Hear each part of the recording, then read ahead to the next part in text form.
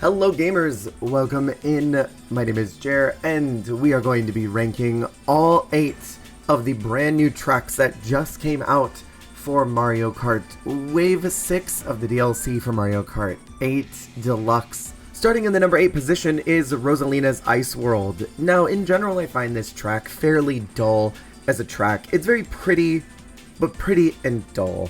It doesn't really accomplish much, and in the pantheon of ice worlds that exist in all of the Mario Kart universe, this one feels like it is a complete sentence without any substance or without any actual thoughts involved. It doesn't really feel totally fleshed out as a concept, and it doesn't provide anything new or unique that we haven't already seen, especially in comparison to other ice worlds that already exist in Mario Kart. That being said, I think this is probably the only really dull track that exists in the game. In the number 7 spot is DK Mountain. Now, I really like the stability of this track.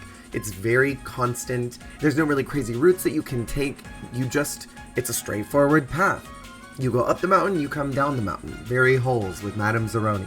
If you're a maniac like me about using your drift, you're going to get a lot of really cool opportunities to drift here, but that's really the only unique thing about it. Overall, it's fun, it's nostalgic, but it doesn't add a terrible amount. With that in mind, this is not a bad course, it just isn't a spectacular one either. In the number 6 spot is Madrid Drive. Now, the overall word that I would use to describe this track is pleasant.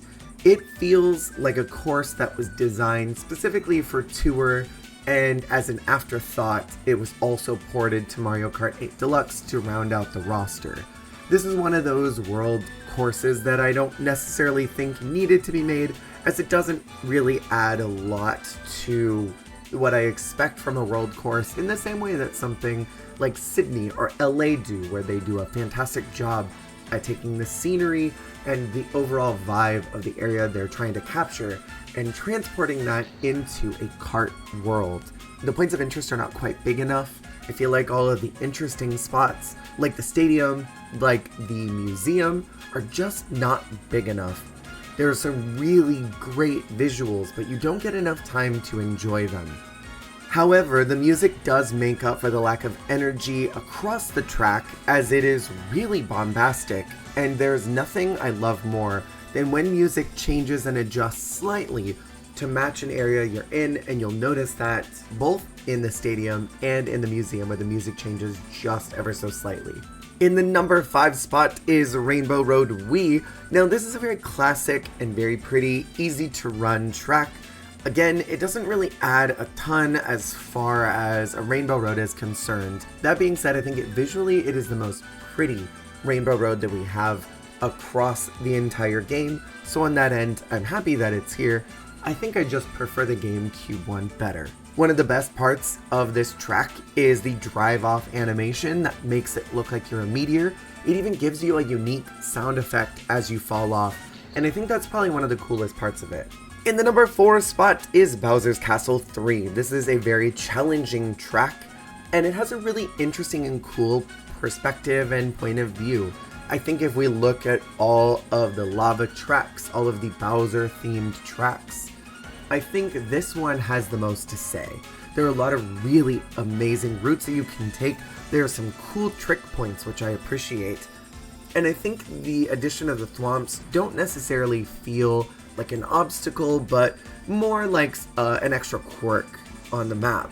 I like the lava spouts that pop up as you're going down the big metallic section. I like all the different routes you can take. It provides a lot of opportunity for you to have your own unique voice while driving, and I think that's what's cool about it. In the number 3 spot is Daisy's Circuit. Now, this was the big selling point of Wave 6, and I think with good reason, because Daisy's Circuit is a fantastic map. It's got a great score, it's got a fantastic route, the shortcut is easy to access, gives you a lot of distance, and I think gives you a nice view of the map. As a sunset level, this is one of the strongest ones in my opinion. I think visually, it has a lot to say to you. It feels like a sunset-y version of Toad Harbor with less obstacles.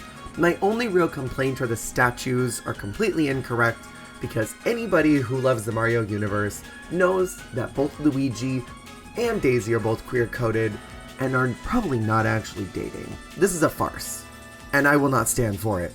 I will continue to advocate for Daisy's lesbian rights and for Luigi's gay rights, and that they should be able to date Peach and Waluigi as they want to. Stop this sham. In the number 2 spot is Rome Avanti. This is a fantastic track that I believe with all my heart was a course that was made for Mario Kart 8 Deluxe with Tour in the background. It is a fantastic tour course, and I think it's probably up there with Sydney and LA as being some of the strongest ones. I think overall what it has to give to you as a piece of culture of what Rome is really stunning. They do a great job at capturing the essence of it and giving you something that you may not have expected to see. There are some segments that I wish were a little bit longer, namely the water segment. I think that could have been just a little bit longer so you get a really complex view of all the work that they put into that area. I also love that it's a night map. I think it adds a little bit of a unique perspective, as most of the maps that we see that are nighttime are not typically a peaceful map. A lot of the night maps that we get throughout Mario Kart tend to be ghost infested, or they're very overly stimulating visually with lots of lights and neon. This one is just a very peaceful, chill vibe, and I think it adds something unique and new to the idea of a night map. And in the number 1 spot is Piranha Plant Cove. Now, the reason I like this track so much, and I think it's one of the strongest ones, is for the very simple fact that it is huge.